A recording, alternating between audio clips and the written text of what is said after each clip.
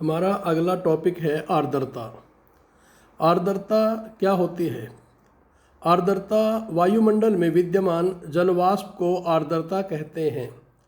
जल तीन अवस्थाओं में पाया जाता है: ठोस, तरल और गैस। जल के गैसीय रूप को जलवाष्प कहा जाता है। जलवाष्प एक रंगहीन, गंधहीन, स्वादहीन पदार्थ है। जलवाष्प की अवस्था में परिवर्तन होने पर वह तरल या ठोस का रूप धारण कर लेते हैं। तब हम उसे ओस, पाला, मेघ, कोहरा आदि रूपों में देखते हैं। जलवाष्प के स्रोत। वायुमंडलीय जलवाष्प का मुख्य स्रोत महासागर है। महासागरों की विशाल जल राशि किस तरह से वाष्पन द्वारा वायुमंडल को जलवाष्प की प्राप्ति होती है। इसके अलावा नदियों, झीलों, तालाबों, वनस्पति आदि से भी जलवाष्प की प्राप्ति होती है। जलीय चक्र। स्थल, खंडों, समुद्रों व वायुमंडल में जल की स्थिति में लगातार परिवर्तन होते रहते हैं। ये परिवर्तन कभी वाष्पीकरण, कभी संघनन आदि के रूप में होते रहते हैं।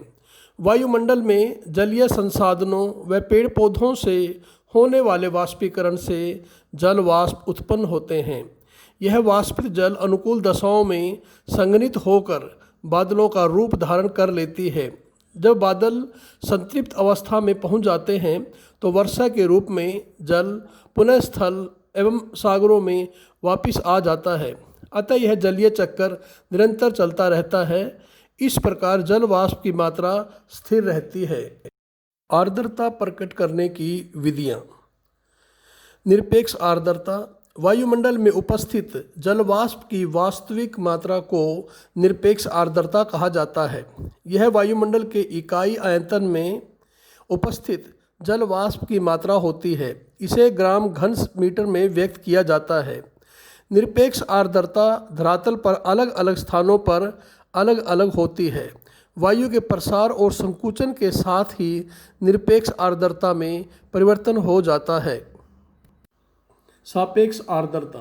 किसी निश्चित दाब व तापमान पर वायु के निश्चित आयतन में उपस्थित जलवाष्प की वास्तविक मात्रा तथा उसी दाब, ताप व आयतन में वायु की जल वाष्प धारण करने की सर्वाधिक अक्षमता का अनुपात सापेक्ष आर्द्रता कहलाता है। यह वायुमंडलीय आर्द्रता प्रकट करने की सर्वाधिक उचित विधि है। वायु के तापमान में परिवर्तन होने से उनकी जल वाष्प धारण करने की अक्षमता भी प्रभावित होती है तथा सापेक्ष आर्द्रता भी प्रभावित होती है। जल की अपेक्षा स्थल पर सापेक्ष आर्द्रता कम होती है। जब सापेक्ष आर्द्रता 100% होती है तो इसे औसाक बिंदु कहते हैं। विशिष्ट आर्द्रता। यह वायु की प्रति इकाई सहती तथा उसमें उपस्थित जल वाष्प के प्रति इकाई सहती का अनुपात होती है। यह ग्राम और किलोग्राम में मापी जाती है। विशिष्ट आर्द्रता वायु के संकुचन और प्रसारण से प्रभावित नहीं होती।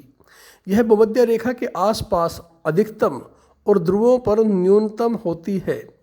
यह महाद्वीपों की अपेक्षा महासागरों पर अधिक होती है। आर्द्रता का मापन। वायुमंडलीय आर्द्रता के मापन के लिए एक आर्द्रता लेखी विकसित किया गया जिसे हाइग्रोग्राफ कहा जाता है।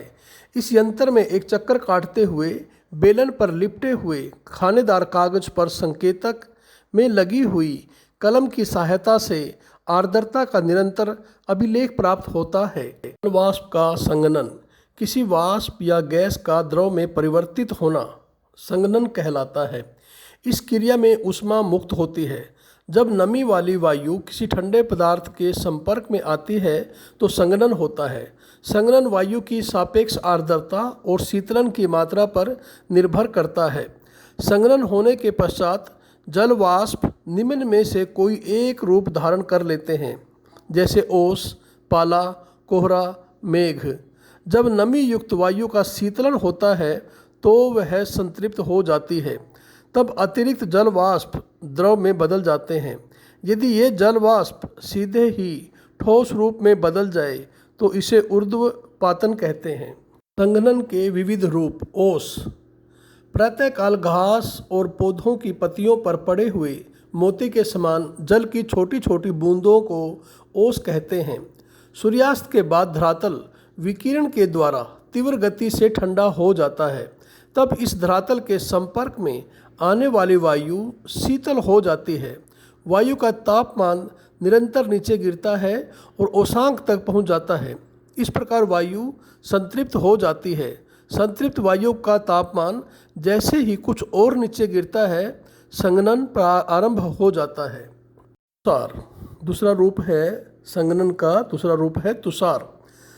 जब धरातल पर स्थित घास पौधों का तापमान हिमांक से भी नीचे गिर जाता है तो उन पर हिम के कण जम आते हैं, जिसे तुषार या पाला कहते हैं। तुषार के लिए तापमान 0 डिग्री सेल्सियस से कम होना चाहिए। इतने निम्न ताप पर जलवाष्प बिना द्रव में बदले सीधे हिम के रूप में संघनित हो जाते हैं। जमी हुई ओस को तुषार नहीं कहते। एक और रूप है कोहरा। जब वायुमंडल में बहुत अधिक मात्रा में जल वाष्प होते हैं और वायु का तापमान कम हो जाता है तो वायु में उपस्थित धूल कणों पर जल वाष्प संघनित हो जाते हैं। इसे कोहरा कहते हैं। इसके कारण वायुमंडल की पारदर्शिता कम हो जाती है। कोहरा धरातल के निकट ही उत्पन्न होता है। मेघ पृथ्वी की सतह से विभिन्न ऊंचाइयों पर वायुमंडल में जल वाष्प के संघनन से निर्मित हिम कणों की राशि को मेघ कहते हैं। ओसांक के नीचे पहुंचने पर संतृप्त वायु में संघनन होने लगता है, जिससे वायु में उपस्थित जल वाष्प जल की अत्यंत छोटी बूंदों में परिवर्तित हो जाते हैं। आरंभ में इन बूंदों का आकार इतना छोटा होता है कि ये वायु में तैरती रहती हैं। जब इनका आकार बड़ा हो जाता है तो वायु की तरंगें इन्हें रोक नहीं पाती। तब वर्षा के रूप में ये धरातल पर गिर पड़ती।